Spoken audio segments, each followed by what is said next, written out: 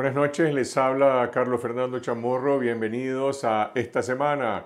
Gracias por sintonizarnos a través de nuestro canal de video en YouTube Confidencial Nica, que ya tiene más de 337,000 suscriptores para seguir derrotando la censura televisiva. Nosotros continuamos demandando la devolución de las redacciones de Confidencial, 100% Noticias y La Prensa, que han sido ilegalmente ocupadas por la policía. Exigimos la liberación incondicional de más de 160 presos políticos, incluyendo los precandidatos presidenciales de la oposición y los líderes cívicos, y la anulación de los juicios espurios para que preserven todos sus derechos políticos y que se suspenda el Estado policial, que ha conculcado los derechos constitucionales para recuperar plenamente todas las libertades democráticas y despejar el camino hacia una verdadera reforma electoral sin Daniel Ortega ni Rosario Murillo, para celebrar nuevas elecciones libres, transparentes y competitivas, para iniciar la transición democrática y desmantelar la dictadura. Esta noche hablaremos sobre el borrón y cuenta nueva que prometió Daniel Ortega durante la autoproclamación de su presidencia ilegítima el 10 de enero. Entrevistaremos al economista y exdiputado Enrique Sáenz para conocer las proyecciones económicas del 2022 y las estrategias de la oposición política. Analizaremos la encrucijada en que se encuentra la Organización de Estados Americanos y el secretario general de la OEA, Luis Almagro, frente a la crisis del régimen Ortega con el ex canciller de México, Jorge Castañeda. Y también conversaremos con el colega Carlos Dada, fundador y director del periódico digital El Faro en El Salvador, sobre una operación masiva de espionaje contra los periodistas del Faro, utilizando el software israelita Pegasus, en la que el principal sospechoso es el gobierno de Nayib Bukele. Y al final del programa, las noticias satíricas en la Última Mirada News. Empezamos con el análisis de las noticias en nuestro informe semanal.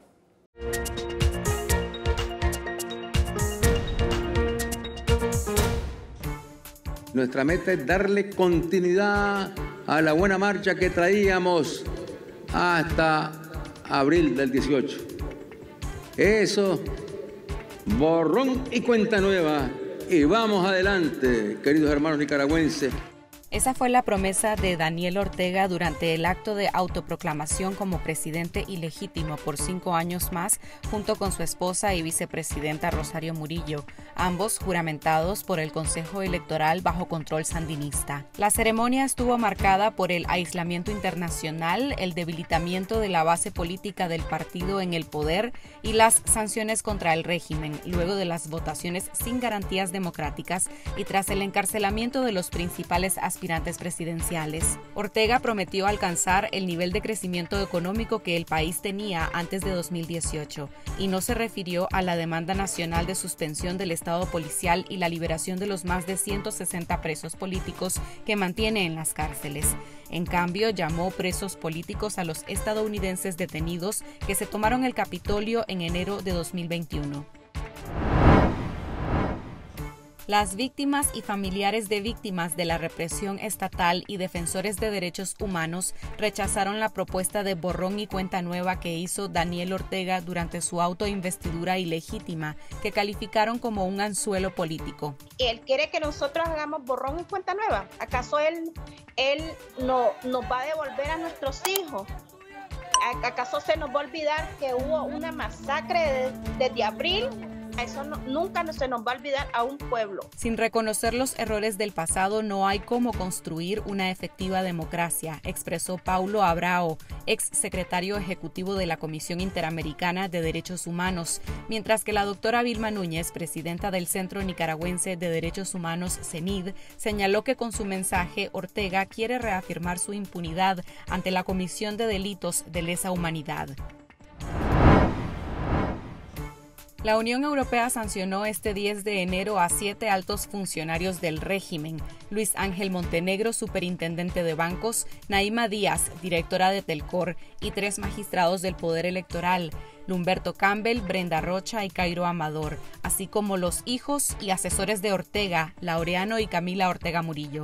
El Consejo de la Unión Europea indicó que los sancionados son responsables de graves violaciones de derechos humanos, el apoyo a elecciones fraudulentas y el socavamiento de la democracia. Pocas horas después, Estados Unidos también sancionó por las mismas razones a 6 funcionarios orteguistas. La ministra de Defensa, Rosa Barahona, el jefe de Estado Mayor del Ejército, Bayardo Rodríguez, Bayardo Pulido, general de brigada y miembro de la Junta Directiva del Instituto de Previsión Social Militar, a la directora general de Telcor, Naima Díaz, a Celina Delgado, directora general adjunta de Telcor, y a Ramón Calderón Vindel, general retirado, presidente de la Junta Directiva de Eniminas. Argentina condenó enérgicamente la presencia en la toma de posesión de Daniel Ortega del iraní Mohsen Rezaei, uno de los imputados por la justicia argentina por el atentado contra la Asociación Mutual Israelita Argentina, AMIA, que dejó 85 muertos en Buenos Aires y después de 28 años sigue en la impunidad. Mohsen Rezaei es vicepresidente de Asuntos Económicos de la República Islámica de Irán y actualmente tiene alerta roja de Interpol, por lo que debería ser detenido en el exterior. En cambio, fue invitado de honor de Ortega.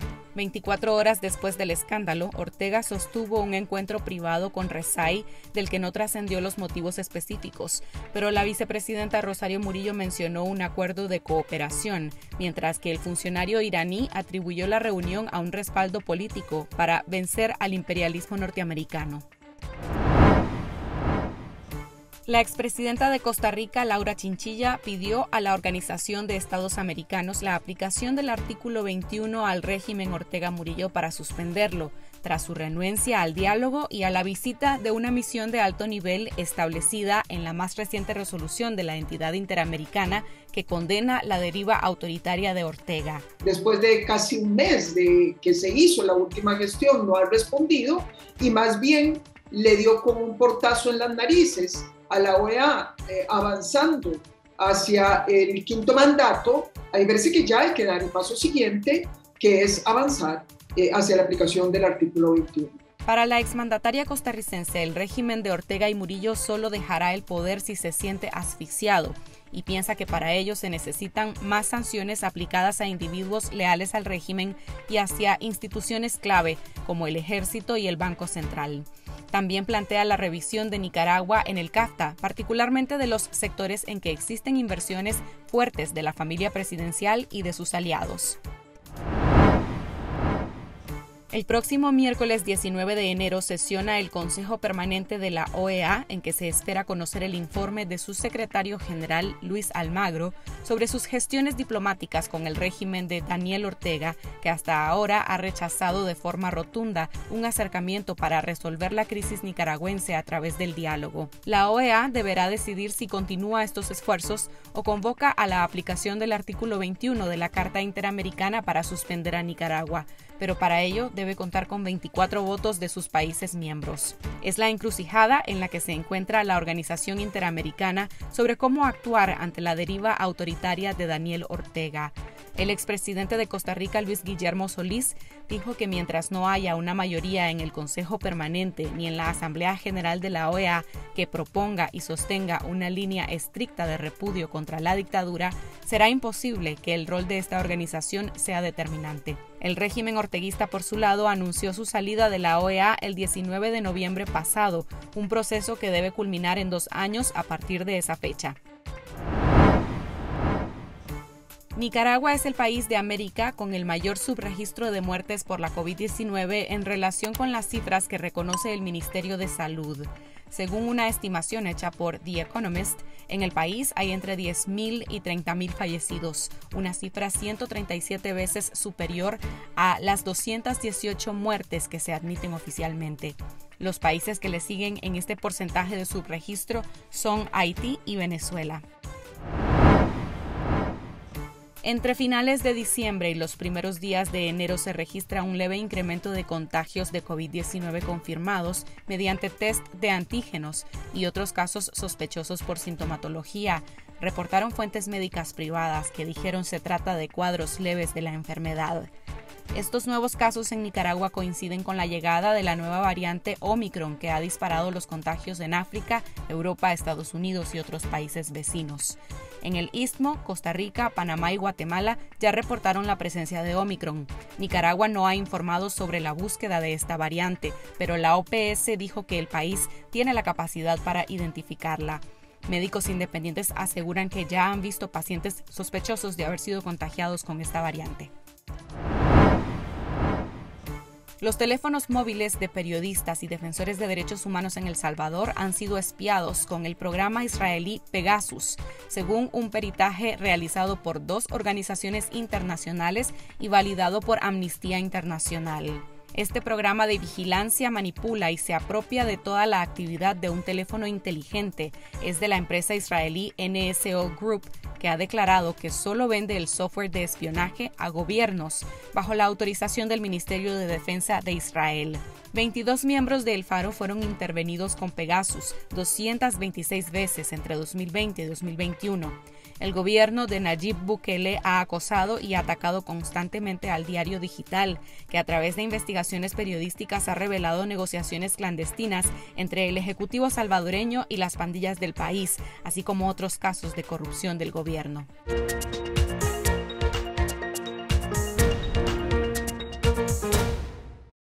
Esas son algunas de las noticias que tuvieron más impacto durante la semana.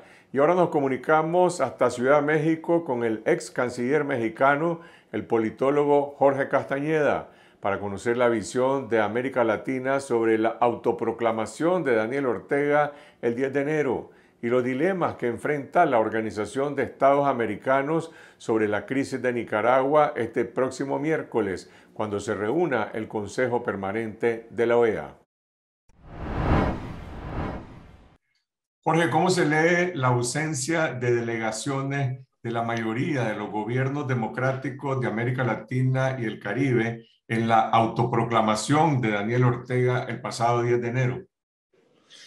Carlos Fernando, yo creo que es un reflejo de la actitud que muchos gobiernos ya tuvieron desde las elecciones, es decir, de desconocer los resultados de las elecciones, no considerar que fueron elecciones equitativas, competitivas, libres, abiertas, transparentes, y por lo tanto no reconocer de facto a Daniel Ortega como presidente de Nicaragua. Lo que es notable, más que el no envío de delegaciones, salvo otras dictaduras, lo que es notable es que países que mantienen relaciones diplomáticas con Managua, que tienen embajadores o encargados de negocios en Managua, no asistieron a la ceremonia. Creo que eso es una señal muy potente, muy importante, de que países, algunos de América Latina, la Unión Europea, Canadá, Estados Unidos, desde luego, y muchos más, pues sí mantienen su postura de condena, de desconocimiento de estas elecciones fraudulentas, espurias, como ya se dijo, una elección, una farsa electoral, no una contienda electoral. La posición de México y Argentina de mantener esta complacencia con la dictadura de Ortega. Bueno, el embajador argentino estuvo presente en la tarima, donde también estaba un alto funcionario iraní responsable del atentado terrorista en 1994 en su país. Y bueno, y había un delegado de la Cancillería o de la Embajada de México. ¿Esta posición de estos dos gobiernos es invariable a mediano plazo? Me da la impresión que sí. El caso de Argentina lo conozco menos bien, Carlos Fernando, aunque me da la impresión de que ya finalmente, después de muchos ires y venires y de cambios un poco erráticos por parte de la Cancillería argentina con votaciones distintas en Ginebra o en la OEA, finalmente yo creo que se han alineado con la postura de México, de Cuba, de Venezuela, de Bolivia, de simplemente considerar que Daniel Ortega es el presidente legítimo de los nicaragüenses, una relación completamente normal con él y con el gobierno de Managua. Lo lamento desde luego, pero eso parece ser en cuanto a la Argentina se refiere. En cuanto a México, pues también yo creo que De la misma manera, hubo ciertos intentos por parte de la Cancillería mexicana de ser un poco críticos. En algún momento llamaron a consultas al embajador de México en Managua, por algún motivo que no recuerdo exactamente cuál fue, pero al final del día, tanto en la OEA, Ginebra, como ahora en Managua, pues México se ha mantenido en una pues prácticamente idéntica, insisto, a la de Cuba, Venezuela, Bolivia. Claro, no fue un alto funcionario mexicano, no fue desde luego el presidente ni el canciller a Managua, como sí lo hicieron Maduro y Díaz-Canel, pero la posición es muy poco diferente, y yo creo que esto ya es algo que va a durar y que es lamentable porque en la OEA en particular hace la diferencia. Es decir, si México y Argentina votaran a favor, por ejemplo, de invocar la Carta Democrática Interamericana y suspender a Nicaragua, eso tendría un impacto muy importante. Independientemente de que Daniel Ortega haya dicho que Nicaragua se retira de la OEA, pero ese es un proceso que dura 2 años, mientras que invocar la carta sería algo que se pudiera hacer de inmediato. En América Latina se ha producido recientemente un resurgimiento de algunos gobiernos de izquierda, Boric en Chile, Xiomara Castro en Honduras, mientras que Petro en Colombia y Lula en Brasil también son favoritos para ganar las elecciones en sus países.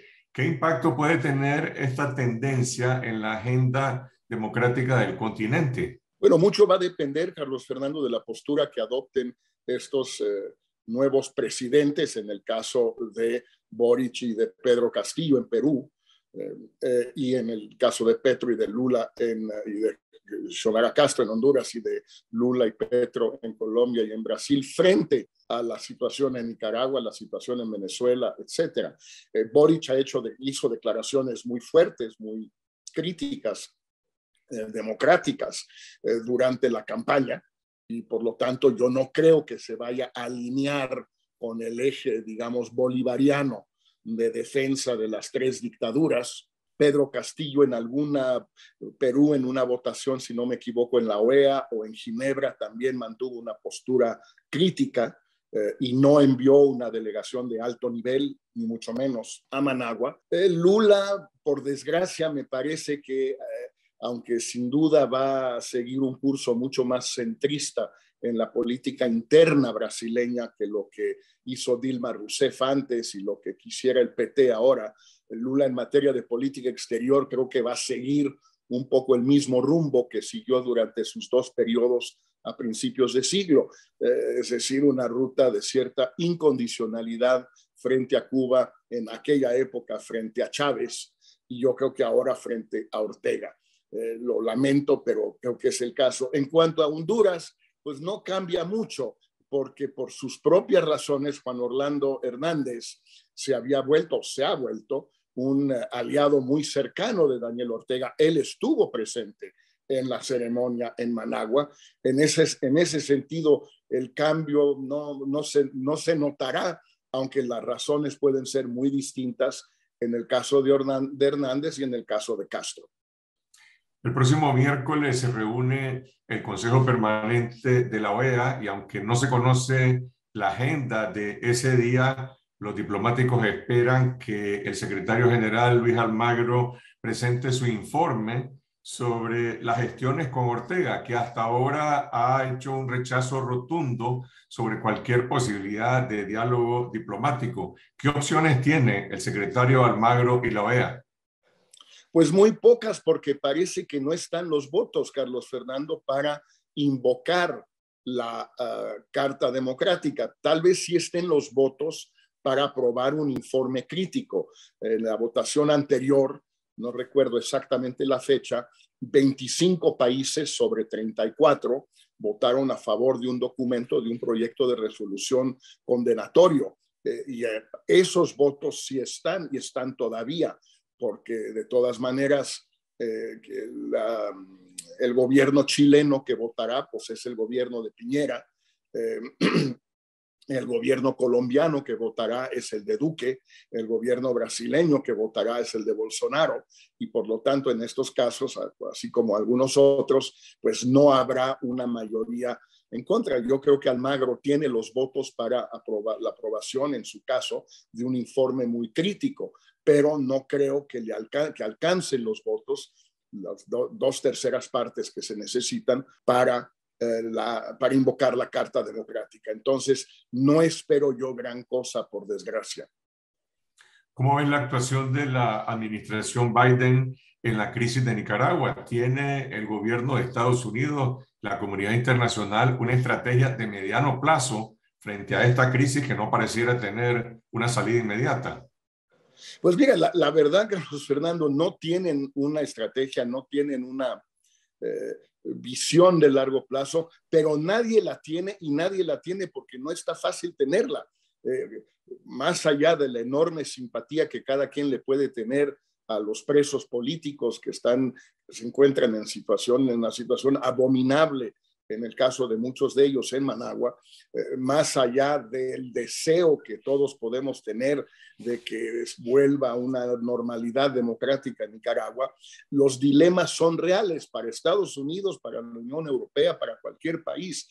¿Qué hacer? Las sanciones, bueno, las que son personales tienen la ventaja que afectan solo a las personas, pero también tienen la desventaja de que realmente no muerden, no son sanciones, quitarle la visa a alguien o congelarle la cuenta a alguien suponiendo que la tuvieran en Estados Unidos, pues no es algo que represente el fin del mundo para Daniel Ortega o para Rosario Murillo. No creo que pierdan demasiado sueño por ello, ¿no?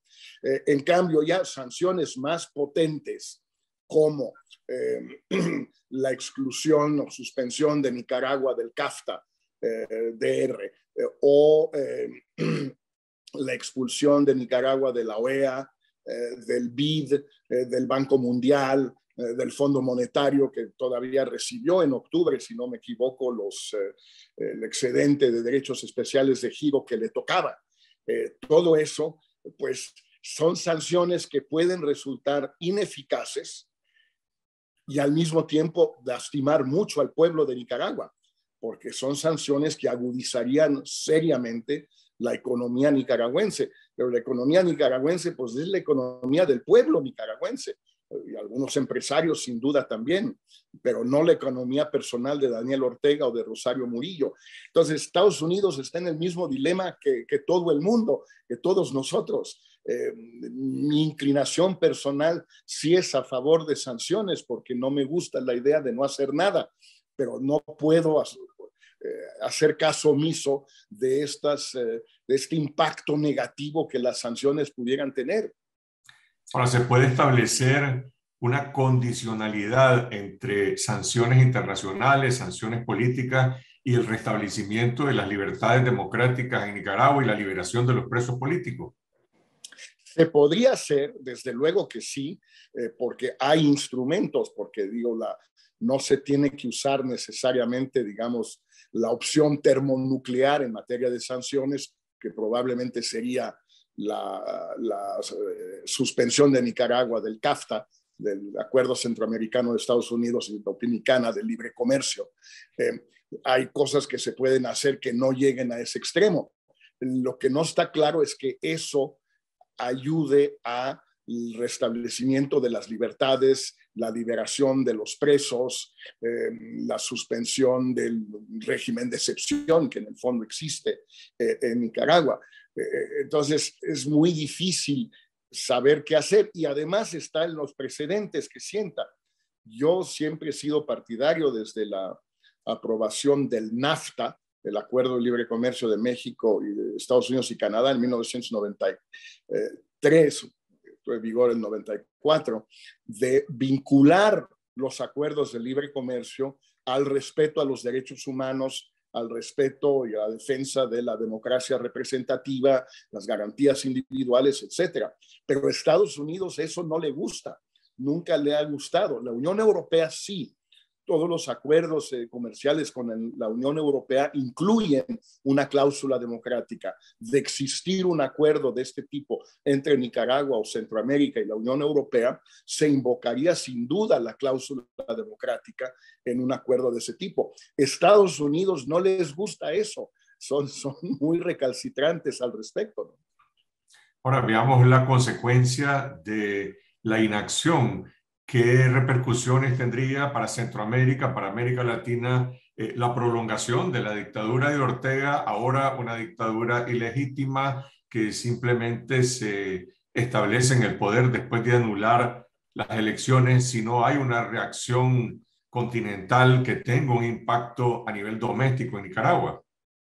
Yo creo que son consecuencias lamentables, muy críticas, porque sería ya para el resto de América Latina aceptar una normalidad dictatorial en uno de los países de América Latina, ya sin tener el pretexto de que esto existía desde antes, digamos el caso de Cuba, o de que es producto del llamado bloqueo o embargo de Estados Unidos a Cuba, sino sería simplemente por resignación y ante la imposibilidad de hacer alguna cosa. Yo creo que una coyuntura que va a ser muy importante, Carlos Fernando, va a ser la Cumbre de las Américas que se va a celebrar en Estados Unidos a invitación del presidente Biden en julio, tengo entendido, justo después del 4 de julio, si no me equivoco. Creo que no se ha escogido la sede todavía. Y ahí va a haber un momento muy complicado. Va a invitar Biden a Díaz-Canel, a Maduro, a Ortega y a Bukele, por cierto, que se encuentra en una situación muy parecida, no tan grave desde luego, pero parecida, peligrosa como Ortega. Los va a invitar. ¿Y los latinoamericanos qué van a hacer? Van a exigirle a Biden que los invite, van a pedir que no los invite, van a saludarlos como si fueran colegas comunes y corrientes, o van a darles un trato de dictadores o de héroes. Ahora, si la solución final o la salida a esta crisis en última instancia está en Managua y no en Washington, ¿puede la comunidad internacional concebir alguna otra forma de respaldo a la oposición política de Nicaragua, que hoy está en la cárcel y en el exilio, a la sociedad civil, a la iglesia, al sector privado en Nicaragua? Bueno, yo creo que hay mucho que se puede hacer en ese sentido. Yo no conozco los detalles de lo que ya se hace, pero supongo que siempre se puede hacer mucho más. Tanto Estados Unidos como Canadá y la Unión Europea, bueno, y ahora Inglaterra, Reino Unido, tienen muchos mecanismos de apoyo a la sociedad civil, de apoyo al respeto a los derechos humanos, de apoyo a el ejercicio de una democracia representativa plena. Lo han hecho estos países en otros casos a lo largo de los últimos 50 años, por lo menos. En efecto, a veces con un sesgo ideológico, pero pues ese sesgo tampoco debe obstar para que se haga. Se hizo con la oposición chilena contra Pinochet a finales de los años 80, pues no hay ninguna razón para no hacerlo con la oposición contra Daniel Ortega ahora. Yo creo que sí hay mucho que se puede hacer. Insisto, no conozco los detalles, pero hay muchos mecanismos y se han utilizado. Existen los recursos, existen los instrumentos, existen los procedimientos. Debería esto de seguir adelante. En Nicaragua hay una enorme frustración con la posición adoptada por el presidente López Obrador en México en esta crisis. Siempre está en la memoria la actuación de México frente a la dictadura de Somoza. ¿Esta posición de López Obrador tiene respaldo en la sociedad mexicana? Mira, yo creo que, por desgracia, lo que hay en la sociedad mexicana frente a Nicaragua es indiferencia. No hay el tipo de interés, de compromiso que hubo en la segunda mitad de los años 70 del siglo pasado frente a la dictadura de Somoza y la causa del Frente Sandinista y de muchos otros nicaragüenses. Hay una gran indiferencia y eso le permite a López Obrador mantener esta postura que no cuenta con la adhesión ni de la oposición en México, ni tampoco de lo que podríamos llamar los círculos intelectuales, académicos, empresariales, pero tampoco les importa mucho. Lo que impera es la indiferencia. Y López Obrador pues siente que puede sostener esta posición sin ningún costo político interno y sin ningún costo político externo, porque aunque sí, cuando fue a Washington, tuvo una conversación de 40 minutos solos, Biden y López Obrador, sin staff, sin los canadienses, sin nadie más. No sabemos si Biden le tocó el tema de Cuba, el tema de Nicaragua, el tema de Venezuela, no lo sabemos, pero mientras no sea público, pues el costo para López Obrador es nulo y todo indica que Biden no está dispuesto a tener una postura, digamos, de convencimiento de López Obrador de que adopte una posición más clara frente a Nicaragua, por lo menos de hacerlo de manera pública, que es la única que es eficaz. Eso es lo que dice el ex canciller de México, Jorge Castañeda. Continuamos con el economista y exdiputado Enrique Sáenz y el borrón y cuenta nueva que propone Daniel Ortega. Confidencial, 25 años investigando y contando la verdad, la política, la economía y la sociedad. La aspiración de un país con democracia, prosperidad y justicia. La corrupción, la pobreza y la violencia. Los temas que afectan e interesan a todos los nicaragüenses. Revelamos la verdad que otros ocultan. Fiscalizamos el poder. Promovemos el debate público. Hacemos periodismo independiente. Por una ciudadanía crítica y mejor informada. Contá con nosotros. Estamos cada vez más cerca de vos. Nunca podrán confiscar la verdad. Confidencial. Conectados con la verdad.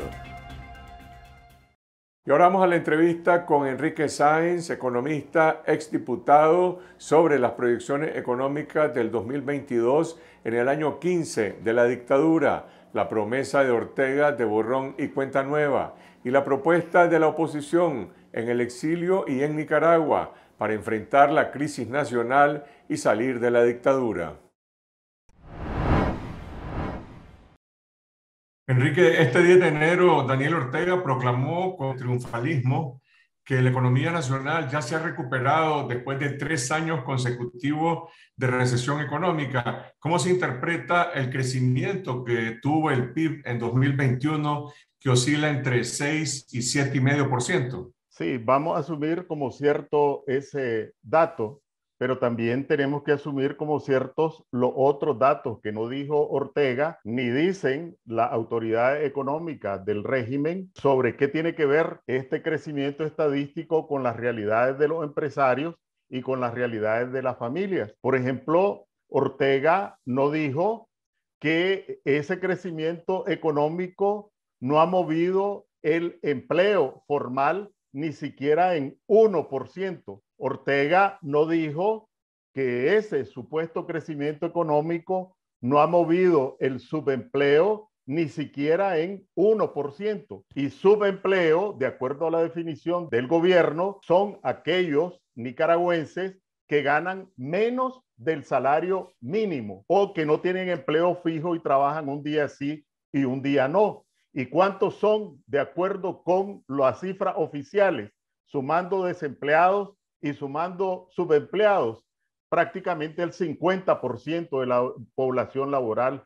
Entonces, eso no lo dijo Ortega, que para un subempleado, para un desempleado, la economía puede crecer al 20%, pero si no le da empleo, pues no le importa. Pero además, no solo en términos de empleo, Ortega tampoco dijo que de acuerdo con las cifras oficiales del Banco Central, mes con mes, a lo largo de este último año, los salarios reales de los trabajadores de la economía formal se han venido deteriorando, pero tampoco dijo que la canasta básica entre diciembre del 2020 y diciembre del 2021 aumentó en más de 1.700 córdobas. Pues simplemente eso se traduce en menos frijoles, menos tortilla, menos que eso en su mesa. Eso no lo dijo Ortega. Las proyecciones económicas de este año, según el Banco Mundial, según la CEPAL,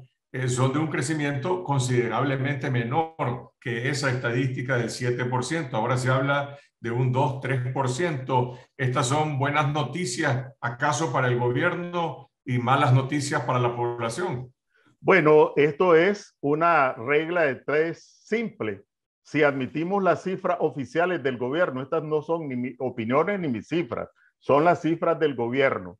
Y si admitimos que la economía creció casi 8%, pero que los salarios se deterioraron, que la canasta básica creció en el caso de los alimentos 15% de acuerdo con las cifras oficiales, si el empleo y el subempleo apuradamente disminuyeron en 0,5%, si esto fue con un crecimiento del 8%, con un crecimiento del 3%, obviamente la situación será bastante más precaria para las familias. Obviamente no para los tagarotes que se quedan con el beneficio de ese presunto crecimiento económico.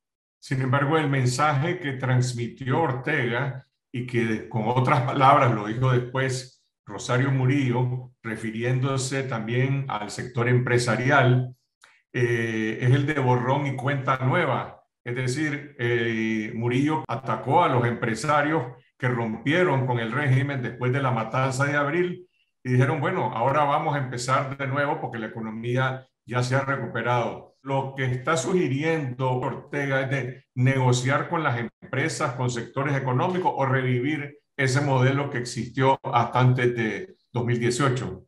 Bueno, ninguna de las dos cosas, creo yo. En primer lugar, porque Ortega lo que pretende es que se admita o por resignación o por cansancio el statu quo de su permanencia en el poder a partir de estas cadenas de represión institucional, legal, pero también de represión física. Entonces, lo que él está pretendiendo es que los nicaragüenses y la comunidad internacional admitamos como nueva normalidad esa situación. Ortega no entiende de negociación. Negociación es entre personas democráticas ponerse de acuerdo. Para Ortega, de lo que se trata es de un contubernio, es decir, de un arreglo de malhechores para, miren, aquí hay la oportunidad de seguirse repartiendo, o una negociación que no es negociación de rendición. Esta es la realidad. O se sientan aquí en mis condiciones o simplemente siguen a la intemperie, de tal manera de que ni borrón ni cuenta nueva, sino que Ortega lo que pretende es, en general para los nicaragüenses, que nosotros nos resignemos a esta nueva forma de opresión y que los empresarios retornen rendidos en las nuevas condiciones de Ortega. No dijo nada de la demanda nacional de suspender el estado policial que prevalece en el país desde 2018, pero algunos de sus voceros han reivindicado claramente de que ese es el status quo del régimen, es decir, el estado policial se mantiene también los presos políticos. ¿Qué impacto tiene este cierre total de la democracia en el país, en la economía, en las perspectivas de la inversión privada en el país? Bueno, la fuente de la permanencia de Ortega en el poder es el estado policial. En la derrota política, y así tenemos que llamarla, que sufrió en noviembre. Seguramente vos has tenido oportunidad de ver varias encuestas, al menos yo he visto 3 postelectorales que revelan que por Ortega únicamente se manifestó alrededor del 15% de los nicaragüenses. Con ese escuálido apoyo, la única fuente de su permanencia es este estado policial. En consecuencia, él no puede negociar el estado policial porque significaría negociar su salida, y para un dictador que está empeñado no solo en mantenerse en el poder, sino que sembrar ya las estacas de la dinastía, pues es ilusorio pensar que simplemente con declaraciones Ortega se va a sentar a hacer concesiones. Pero desde el punto de vista del sostenimiento del Estado y de algunos de los aparatos económicos, bueno, el régimen ha mantenido una política tributaria extorsiva y por el otro lado cuenta con un financiamiento bastante discrecional del Banco Centroamericano de Integración Económica y de otras entidades internacionales que le dieron fondos en 2021 supuestamente para combatir la pandemia. ¿Está blindado económicamente en este año el Estado con esos fondos y con la promesa de cooperación de China? De acuerdo con el Banco Central, esta cifra estadística de crecimiento económico tiene las siguientes explicaciones. Primero, aumento del consumo. Y el Banco Central lo dice claramente, gracias al aumento de las remesas. Las remesas crecieron en más de 200 millones de dólares. Creció la inversión, principalmente la inversión pública, como resultado de la desgracia de los nicaragüenses, no como resultado de la gestión económica de Ortega. ¿Por qué? Porque recibió flujos financieros del Fondo Monetario, del Banco Mundial y del BID, principalmente por los huracanes y por la pandemia, no como resultado de la gestión económica del régimen. Crecieron las exportaciones, en parte porque hay un crecimiento de los precios internacionales. El oro, que se convirtió en el producto estrella de exportación, en 2 años, la onza de oro aumentó $500 el precio internacional, $500 la onza de oro en 2 años. Y eso, bueno, se refleja en las cifras estadísticas y aparece alimentando el crecimiento. Pero cuando uno ve qué representan estas exportaciones de oro, no representan ni ingresos mayores para el Estado porque gozan de prebendas, y los mineros, de acuerdo con las cifras oficiales, tampoco se benefician porque sus salarios reales han disminuido. Ortega depende de alguna forma de un albur. ¿Qué es lo que pasará en el futuro con los créditos internacionales? Los del BCE no son suficientes porque si no hay crecimiento económico, por mucho que exprima al sector empresarial, las recaudaciones no van a crecer de manera suficiente y los fondos del BCE no son lo suficientemente cuantiosos como para compensar eventuales pérdidas en la recaudación. Así que aquí la incógnita está. Uno, ¿continuarán en los mismos niveles los flujos de las instituciones financieras internacionales? Fondo Monetario, Banco Mundial, BID, porque el BCE es una constante. ¿Y qué es lo que pasará con los chinos? ¿Es un bluff de Ortega para pretender que tiene una gran alianza o en realidad va a recibir recursos suficientes para flotar la economía? Es una incógnita. Y la otra incógnita es las acciones que está adoptando la comunidad internacional, sanciones que han estado concentradas principalmente en altos funcionarios del gobierno. Algunos diplomáticos están planteando extender esas sanciones a algunas instituciones como el Ejército de Nicaragua. Otros hablan también de instituciones económicas.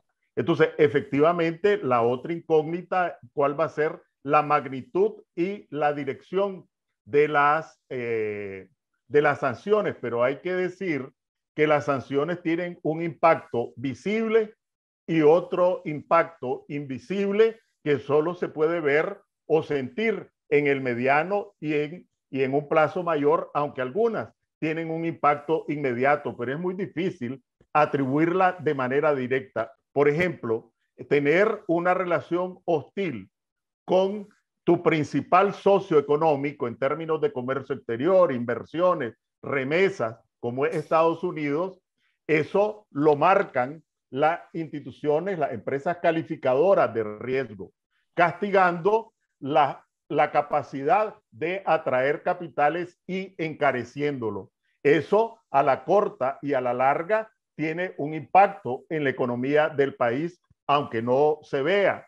Igualmente tiene un impacto en potenciales inversionistas nacionales y extranjeros. Si yo tengo una relación tan conflictiva con Estados Unidos, con la Unión Europea, me voy a meter a invertir en carne, me voy a meter a invertir en zona franca, etcétera, cuando tengo la amenaza que a la vuelta de la esquina pueda recibir un impacto del deterioro de esa relación. O sea, las sanciones tienen un impacto directo en quienes son objeto, pero también tienen un impacto indirecto muy fuerte, aunque no sea visible, de tal forma que efectivamente también es otra incógnita que tendrá que ver con los recursos de las instituciones financieras internacionales, con las inversiones, con la actividad económica y en consecuencia con la capacidad del Estado para sostener el gasto público. Ahora, el gobierno tiene márgenes para jugar, entonces reduce la inversión, lo cual reduce el empleo para sostener el gasto corriente. Tiene ese margen que no es solamente en términos de las cifras absolutas de las que dispone, sino que para moverse entre un rubro y otro dentro del marco presupuestario. Ortega está iniciando este año 15 de su dictadura con su punto más bajo de apoyo político, como decías antes, que se reflejó el 7 de noviembre bajo un estado general de aislamiento internacional y sin legitimidad nacional ni internacional. Pero al mismo tiempo también la oposición se encuentra en su punto de mayor debilidad organizativa. Su liderazgo está preso en la cárcel o en el exilio y siguen saliendo activistas de la oposición bajo la persecución que sigue ejecutando el régimen. ¿Qué alternativa de cambio le puede ofrecer hoy la oposición al país bajo este estado policial? Yo creo que hay que darle, como diríamos en buen nicaragüense, vuelta al calcetín. Ortega, con su pantomima de noviembre, ni resolvió la crisis política, ni resolvió el aislamiento internacional, ni resolvió las causas del deterioro económico y mucho menos del deterioro social. Y efectivamente eso representa una oportunidad porque es una etapa de debilidad, porque el hecho de que disponga de la policía y el ejército no es fortaleza política. A mí me parece que hay que trasladar los focos de Washington a Nicaragua. La comunidad internacional puede y ha venido desempeñando un importante papel en apoyo a la lucha por la libertad en Nicaragua, pero no nos va a sacar las castañas del fuego. Incluso en el caso de la OEA, si sacaran a Ortega y le aplicaran la Carta Democrática, eso profundiza su aislamiento, pero no lo va a votar. Ortega ni se va a sentar, ni va a hacer ninguna concesión si no se ve con el agua al cuello, como ha pasado antes. ¿Cuáles son las bases de sustentación de Ortega? En primer lugar, el ejército. El ejército ha venido allí escondiendo, utilizando una mampara de que respalda la Constitución, las leyes, las instituciones. Bueno, pero ahora es un gobierno ilegítimo, que significa un gobierno inconstitucional, un gobierno de facto. Entonces hay que emplazar al ejército, ¿verdad? Ya no es el resguardo de un régimen constitucional, sino que un régimen inconstitucional. Ya no puede esconderse en la mampara y hay que ponerlo en la mesa, ¿verdad? En la agenda. El gran capital y los grandes empresarios, bueno, están dispuestos a irse en el pozo con Ortega o están en disposición de ser parte de la construcción del proceso democrático. Tienen que resolver ese dilema, pero no lo van a resolver si nosotros los mantenemos a pedrada y a garrote, sino que, bueno, tienen que definirse. Esto de los empresarios rojinegros, que es Vox Populi, que están siendo perseguidos por el mismo régimen, o por lo menos acosados, o por lo menos vigilados. También necesitamos socavar esa base de apoyo de Ortega. Los trabajadores del Estado no los podemos meter en el mismo saco. Una directora de una escuela, un director de un centro de salud, ellos tienen que saber que desde la oposición, pues nosotros tenemos la convicción de que tienen un futuro sin Ortega, que no están obligados a irse en el pozo con Ortega. Tenemos que trasladar los focos no solo hacia los pilares de sustentación de Ortega, sino que a los otros sectores. una oposición a Ortega que no cuenta con el apoyo masivo de la población. Es decir, la mayor parte de la población rechaza a Ortega, pero no apoya a las organizaciones opositoras. ¿Por qué? Porque tenemos que establecer conexión. Si hay 300.000 jubilados que los despojaron de 800 millones de Córdoba mediante una maniobra truculenta de Ortega y nosotros no tenemos un discurso hacia ellos, ¿cómo vamos a conectar? Si hay más de 100.000 trabajadoras y trabajadores en las zonas francas para quienes aumentó la canasta básica en alimentos en 15% y no tenemos un discurso para conectar con ellos, si no tenemos un discurso igual para los empresarios pequeños, medianos y grandes, a los que no podemos meterlos en el mismo saco, porque estos empresarios pagan las más altas tarifas eléctricas, los más altos precios del combustible, las más altas tasas de interés bancario de Centroamérica, las más altas tarifas de comunicaciones, y además son acosados por la DGI, por la aduana, por el INS, por las alcaldías, y están ahorita sin voz, amarrados, y nosotros desde la oposición no tenemos un discurso, no le damos la voz a estos sectores, trabajadores, desempleados, subempleados y empresarios. ¿Qué conexión, qué confianza, qué esperanzas podemos dar a eso? Me refiero cuando hablo de darle la vuelta al calcetín, atacar los pilares de sustentación del régimen y conectar con todos estos sectores de la población, 85% que adversan a Ortega. Pero vamos a ver, hoy estás hablando de un discurso. En el país no hay libertad de expresión, no hay libertad de prensa, no hay libertad de reunión y movilización, porque vivimos bajo un estado policial agravado, un estado policial reforzado por las leyes represivas, con todos los líderes de la oposición en la cárcel y en el exilio. Entonces, ¿cómo se quiebra el poder del estado policial desde la oposición, desde la sociedad civil, desde estos distintos sectores que está señalando? No se puede hacer de la noche a la mañana, y aquí tenemos varios desafíos. No podemos avanzar en la lucha contra Ortega si no hay una concertación, y no estoy hablando de unidad, de que 77 organizaciones, que 65 organizaciones, no, una concertación básica alrededor de unos temas clave. Uno, enfrentamos una dictadura o una democracia de baja intensidad, o lo que se le llame. Bueno, enfrentamos una dictadura. Entonces aquí quedan estos. El propósito es salir de esa dictadura para instaurar un proceso de cambio democrático. Bueno, ahí ya se achicó otra vez la caja, porque no todos los opositores a Ortega son democráticos. Estamos dispuestos a concertar una estrategia básica y que después cada uno la desarrolle de acuerdo con sus posibilidades. Estamos de acuerdo. Vamos a trabajar en la configuración de un instrumento de poder, porque no es lo mismo una gran alianza que un instrumento de poder con voluntad de poder para desafiar a Ortega y gobernar una vez que se haya ido. Bueno, pues vamos a avanzar en esta dirección. Después, ¿la liberación de los presos políticos es el punto de partida o es el punto final de la salida de la dictadura? La liberación de los presos políticos es una bandera que no podemos arriar en ninguna circunstancia, pero junto a la liberación de los presos políticos tampoco podemos arriar otras banderas como el restablecimiento de las libertades, como el restablecimiento de la libertad de prensa. Que Ortega no la va a conceder, pero porque no la va a conceder en las condiciones actuales. Tenemos que cambiar la correlación de fuerzas. La pregunta es, ¿y cómo se lucha contra una dictadura? Creo que aquí, bueno, dicen que las estrategias se aplican y no se explican. Has dicho reiteradamente en esta entrevista, la solución no está en Washington, está en Managua, está en los territorios de Nicaragua. No se trata, porque desde fuera puede resultar fácil explicar qué es lo que tiene que hacer alguien que está en Nicaragua. Sería una inmoralidad desde el exterior pedirle a los nicaragüenses que están dentro que hagan lo que nosotros no hacemos.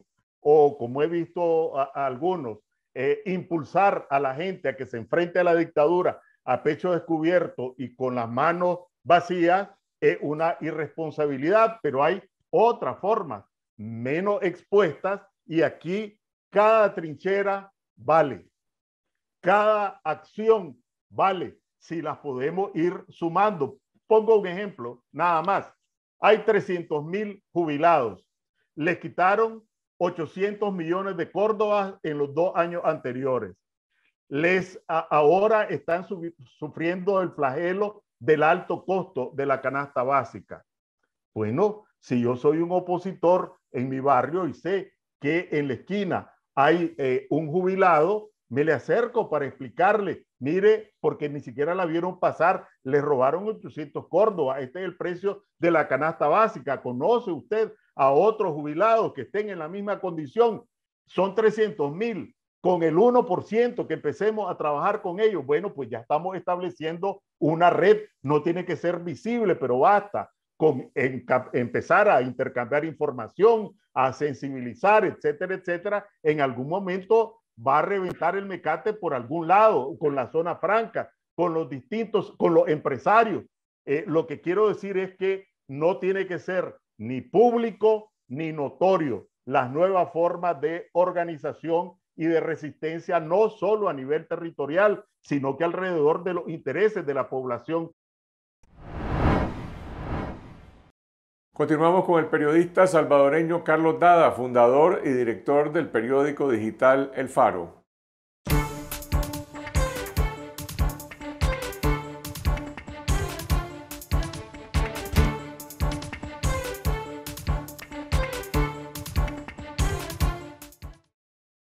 Esta semana, el periódico digital salvadoreño El Faro denunció que sus periodistas han sido objeto de una operación masiva de espionaje utilizando el software israelita Pegasus para intervenir sus teléfonos celulares y extraer información de los reporteros y de sus fuentes.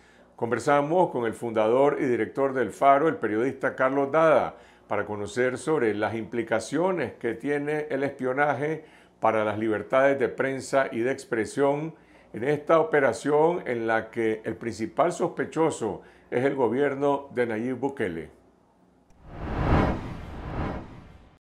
Carlos, ¿qué significa esta operación de espionaje contra 22 periodistas del Faro con 226 intervenciones durante casi un año y medio, entre 2020 y 2021, y también contra otros periodistas y activistas de la sociedad civil salvadoreña utilizando este software israelí llamado Pegasus?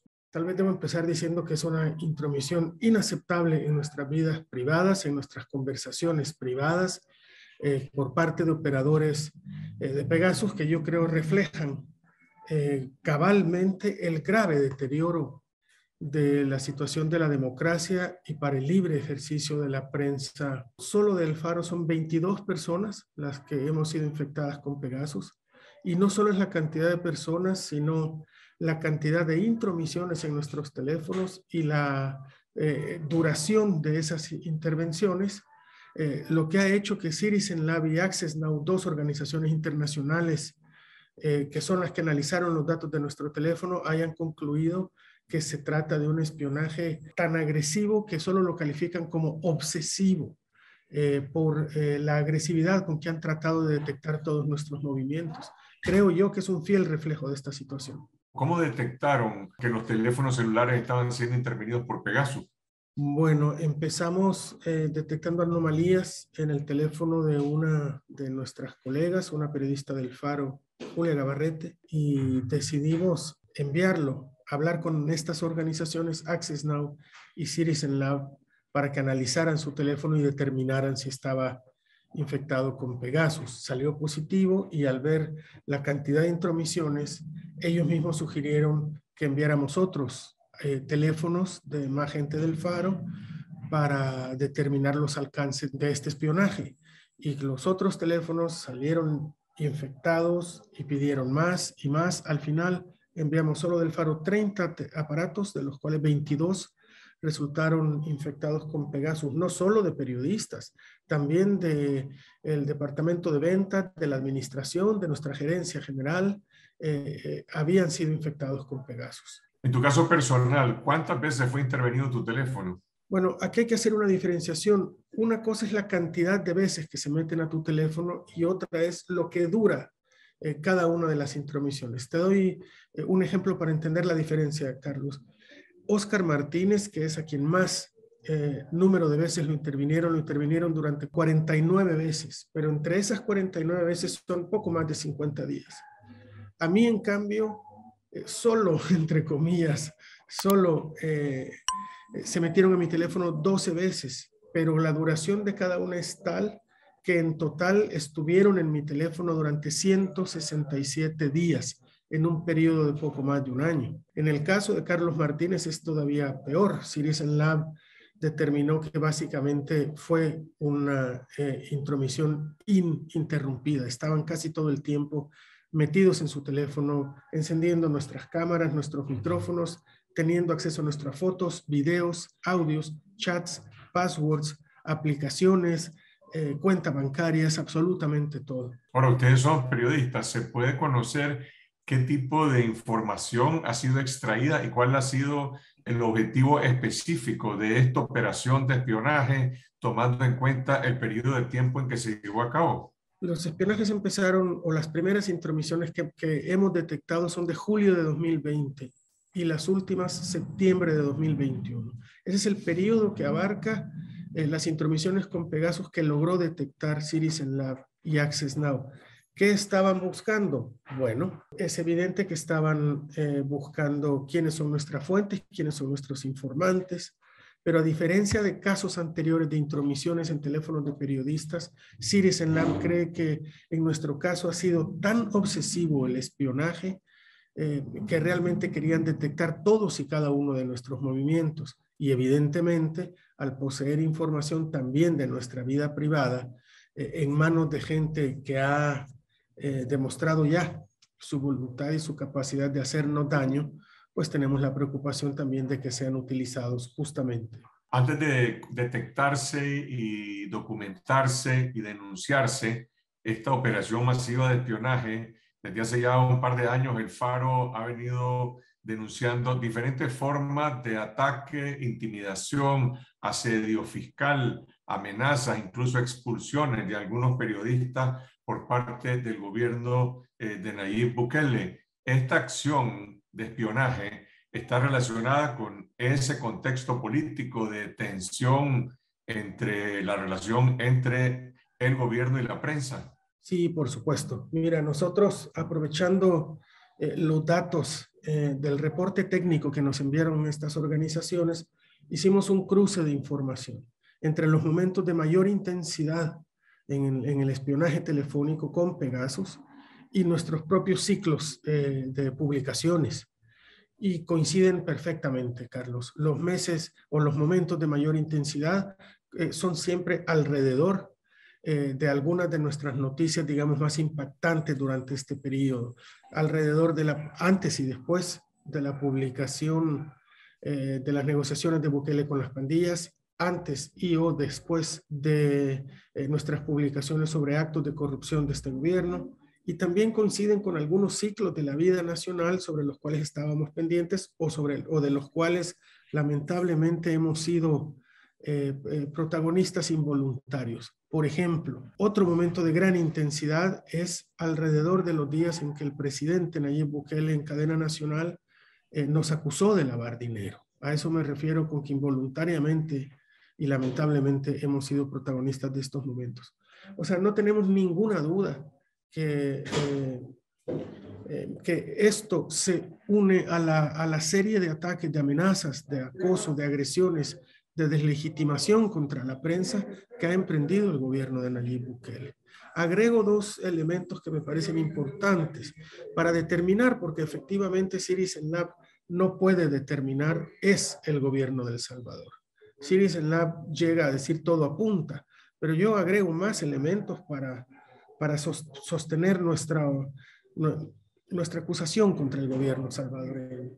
El fabricante de Pegasus es una empresa israelí llamada NSO, que ha asegurado incluso judicialmente que solo le vende esta tecnología de espionaje a gobiernos, es decir, agencias de inteligencia o agencias de seguridad estatales. Es decir, es un gobierno el que está detrás de esto, porque además son aprobados las compras a NSO por el Ministerio de Defensa israelí.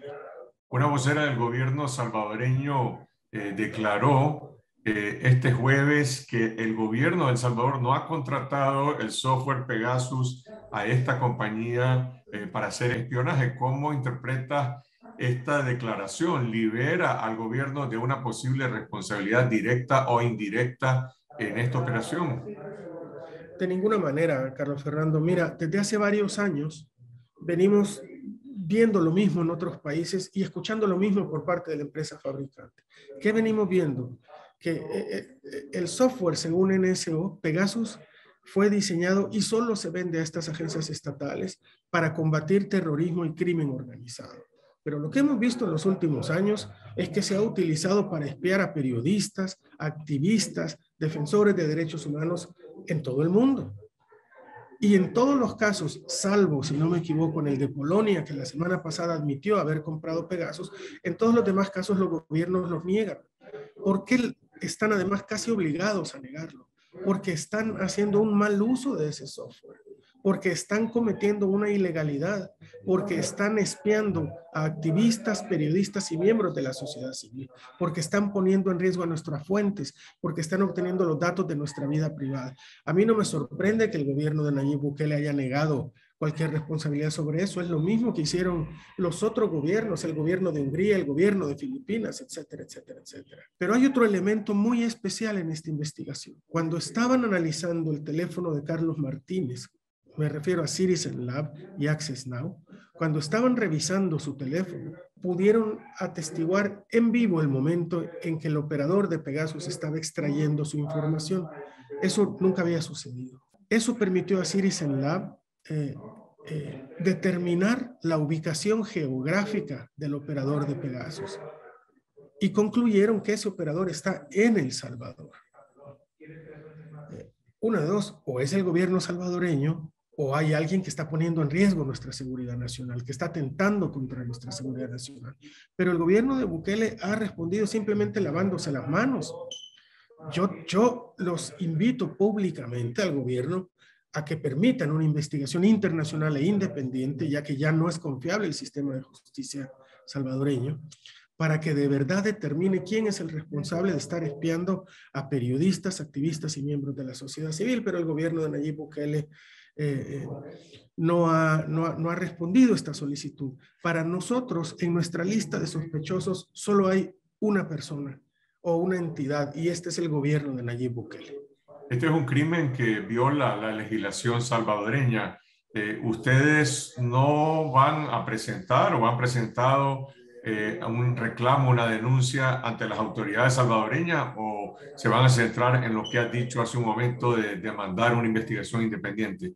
Somos 35 salvadoreños, o mejor dicho, 35 personas, no todos salvadoreños, los que hemos sido intervenidos por Pegasus, entre ellos periodistas de varios medios, de Gato Encerrado, de la Prensa Gráfica, de Revista Disruptiva, del Diario de Hoy. El viernes 14 a las 2 de la tarde, la Asociación de Periodistas de El Salvador presentó una notificación a la Fiscalía General de la República para exigirle que investigue estas intervenciones telefónicas. Es decir, ya hay una acción formal en este sentido, Carlos Fernando. Pero nosotros no hemos descartado ninguna opción sobre la mesa. Entre estas opciones está también la revisión de las leyes internacionales, porque efectivamente hay espionaje extraterritorial en este caso. Mi teléfono fue intervenido durante 2 semanas en que yo me encontraba en territorio mexicano. Lo mismo del editor mexicano del Faro, Daniel Lizárraga, que después de ser expulsado de El Salvador y ya de regreso en su país, siguieron interviniéndolo. No hemos descartado ninguna opción. Mencionaste que en esta extracción de información también los espías están obteniendo información de las fuentes del Faro y de otros medios de comunicación, no solamente la identidad, sino seguramente documentos, conversaciones, información, en muchos casos protegida, que ellos están brindando al medio de comunicación. Yo leí un editorial del Faro en el que alertaba a la fuente sobre esta situación. ¿Qué consecuencias tiene para el ejercicio del periodismo el hecho de que no solo los periodistas, también las fuentes son objeto de esta clase de espionaje? efectivamente obstaculiza enormemente nuestra labor, sobre todo cuando en mi país ya no tenemos acceso a información pública y dependemos cada vez más de fuentes que sean capaces de brindarnos información, poniendo en riesgo su seguridad, poniendo en riesgo su estabilidad laboral, poniendo en riesgo su vida familiar o su misma estadía en el país. Nuestra obligación, y por eso ese editorial, era advertirles a toda persona que haya intercambiado cualquier tipo de comunicación con nosotros durante este periodo, que esta comunicación con nosotros puede estar en manos del gobierno salvadoreño. Hemos recibido ya respuestas de algunas fuentes diciéndonos, de algunas fuentes que nos sirvieron para algún reportaje, diciéndonos, bueno, después de hablar con ustedes, a mi esposa la despidieron de su trabajo en el Estado, o recibimos amenazas, etcétera, etcétera, etcétera.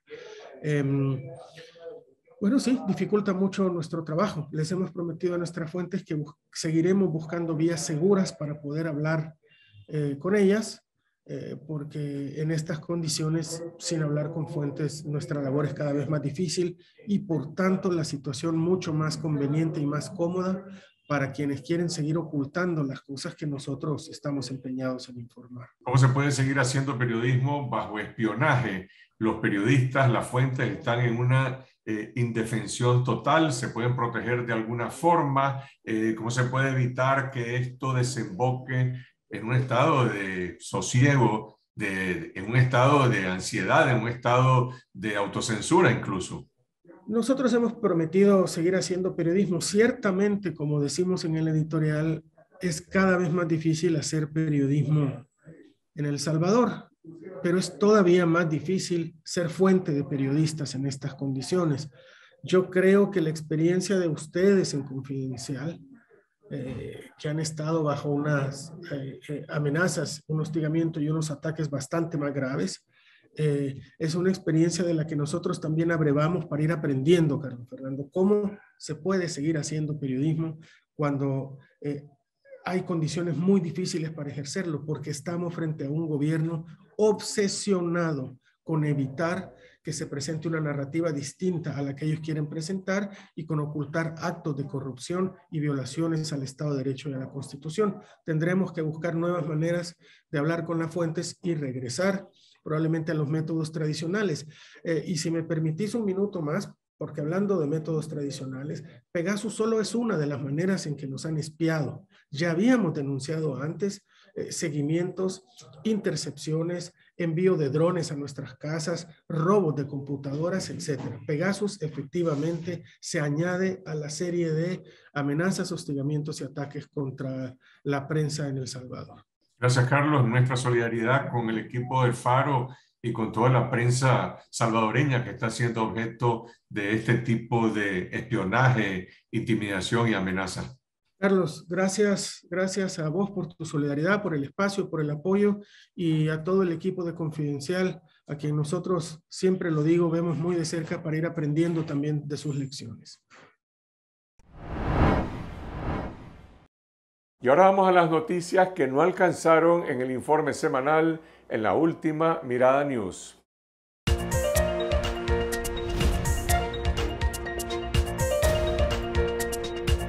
Hola, bienvenidos a la última Mirada News. Soy Juan Carlos Sampié.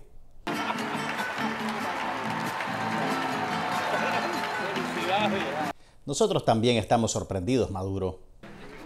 El lunes 10 de enero, los dictadores Nicolás Maduro y Miguel Díaz-Canel fueron los invitados de honor en la cuarta toma de posesión consecutiva de Daniel Ortega. El dictador tuvo que recurrir a sus bróderes para poder decir que al menos un par de jefes de Estado vinieron a su evento.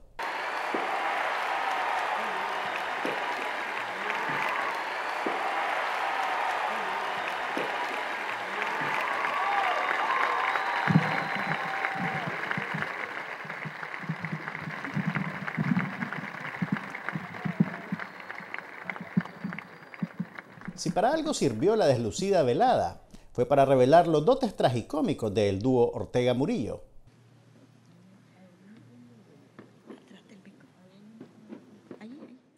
Doña Ana no está aquí, que está en en su vergel, abriendo la rosa y cerrando el clavel. Buenas noches, Dios los bendiga. Jura solemnemente respetar la Constitución, las leyes, los derechos y las libertades, cumpliendo fielmente las responsabilidades y deberes que el pueblo nicaragüense le ha conferido. Sí, juro, y que Dios nos ayude. No se va a dar abasto Dios con todo lo que nos va a tener que ayudar. Sí, lo juro. Sino que la patria, el pueblo y las familias nicaragüenses lo demanden.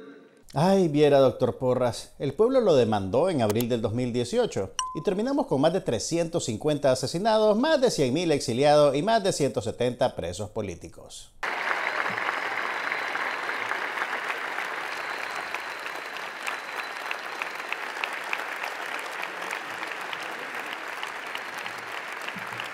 Haremos imposición de la banda al comandante Daniel Ortega Saavedra, la banda presidencial.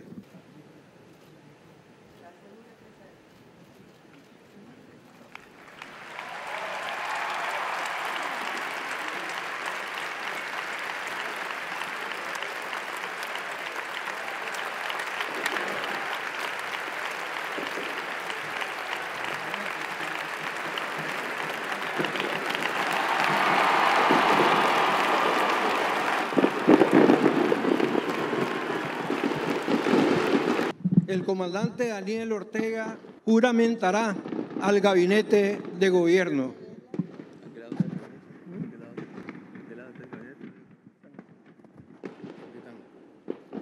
Emperador Ortega, los sancionados te saludan.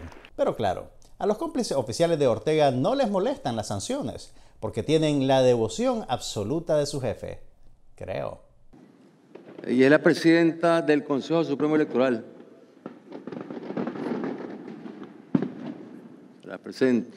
Creo que no se acuerda de su nombre. Ella se llama Brenda Rocha. La sonrisa de la revolución es memorable. Su nombre, no tanto. El día de hoy fue condecorada porque el imperio yanqui, una vez más, ensañándose en ella. Sí, pues, en realidad fue la Unión Europea la que sancionó a Brenda Rocha el día de la toma de posesión. Pero Daniel Ortega nunca ha dejado que la realidad condicione sus discursos, y no va a empezar ahora. Y ahí donde los gobiernos europeos o el gobierno yanqui no mandan delegados. De plano que está resentido porque ningún presidente serio vino a charrulearse con él. Solo tiene a Maduro, Díaz-Canel y Juan Orlando Hernández, que francamente viene porque ya no tienen nada que perder. ¡Qué mejor expresión, qué mayor orgullo que tener aquí como representantes y delegados del pueblo norteamericano y de los pueblos europeos a ciudadanos, a hombres y mujeres dignas que luchan en su país, que luchan en sus patrias por la verdadera dignidad, por la verdadera independencia de sus propios países. Pues ningún pueblo delegó a esa gente, ellos se delegaron solitos. Ante la ausencia de jefes de Estado del mundo civilizado, Ortega reclutó a los miembros de su club de fans, ya saben, ciudadanos de países democráticos que no tienen ningún rubor en recetarle a los nica una dictadura, solo porque su discurso empalma con sus pretensiones antiimperialistas. Que cese el bloqueo en contra de la hermana República de Cuba. Los presidentes electos se dedican a hablar de sus planes para su periodo de gobierno, pero no Daniel Ortega. Él se dedica a ganar puntos con sus brothers. Y que cese el bloqueo en contra de la hermana República Bolivariana de Venezuela. Pero lo más novedoso del discurso de Ortega fue el momento en que se solidarizó con los fanáticos del expresidente de Estados Unidos, Donald Trump, que hace un año trataron de tomarse el Capitolio para descarrilar la presidencia de Joe Biden. Unos cuantos miles de norteamericanos que señalaban que les habían robado las elecciones se fueron al Congreso a protestar. Hubieron 5 o 6 muertos. Ortega explota una tragedia y un momento de crisis para la democracia estadounidense, para asumir una pretendida superioridad moral, pero no engaña a nadie con sus falsas equivalencias. Tienen en la cárcel a 700 norteamericanos. Y podríamos decir, son presos políticos. Claro que son presos políticos. Sí, son presos políticos. Ni Donald Trump ha defendido tanto a los insurrectos del Capitolio. Pero claro, Ortega solo quiere establecer una falsa equivalencia con los más de 170 presos políticos que él mismo secuestró en Nicaragua y mantiene bajo un régimen de torturas. Mientras, por otro lado, lanzan actividades terroristas, las organizan actividades terroristas contra pueblos hermanos. Hablando de terroristas, Mohsen Renzai, quien encabezaba la delegación iraní, está circulado por la Interpol. Es acusado en el atentado de la Asociación Mutual Israelita Argentina, AMIA, que cobró la vida de 85 personas inocentes en Buenos Aires en el año 1994. Pero claro, cuando el terrorismo lo ejercen tus brothers, no es terrorismo. Pueden sentarse, pueden sentarse. Y así, Ortega cosechó su mayor aplauso de la noche. Y en esto vamos todos. Y por eso decimos, el pueblo presidente. Y por eso hoy juramentamos, y le pido que todos se pongan de pie. Y de ahí, pero si se acaban de sentar. Aquí. Se quitó la banda presidencial. El presidente es el pueblo. Y si el presidente es el pueblo, tenemos que ir juntos. Tenemos que ir juntos. ¡Patria libre! Y así terminó uno de los actos de toma de posesión más deslucidos de la historia de Nicaragua. Y eso es mucho decir, considerando que Daniel Ortega ha tenido 5. Y cuando ya todo el mundo estaba listo para irse a su casa, el sueño de la compañera Rosario se hizo realidad en una edición especial de Orgullo de nuestro país. El Chingaste con la compañera Rosario. Finalmente, Rosario Murillo se hizo de la banda presidencial y no la va a soltar. Parece que es cierto lo que dicen, que Cuba decide quién manda en Nicaragua.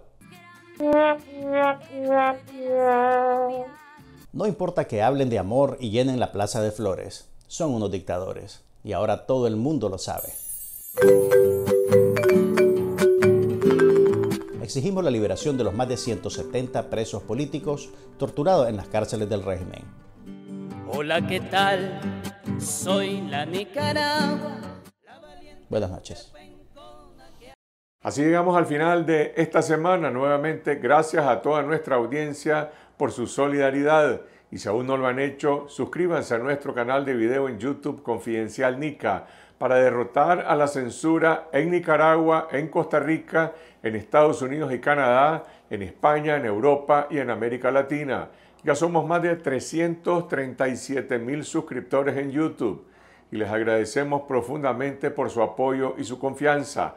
Pero a los que no están suscritos, les pedimos que se sumen a esta cruzada para estar conectados con la verdad. Síganos en Twitter a lo largo de la semana y los invito a suscribirse de forma gratuita al canal de Telegram de Confidencial para recibir todos los días nuestras alertas noticiosas. Regresamos el próximo miércoles en Esta Noche con Cindy Regidor, siempre a las 8 de la noche. Buenas noches.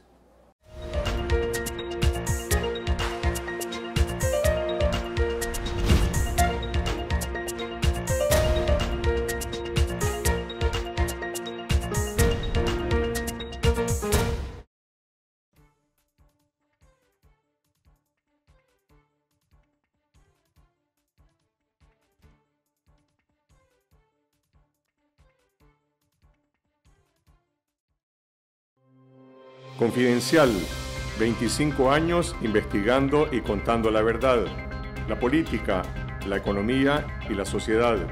La aspiración de un país con democracia, prosperidad y justicia. La corrupción, la pobreza y la violencia.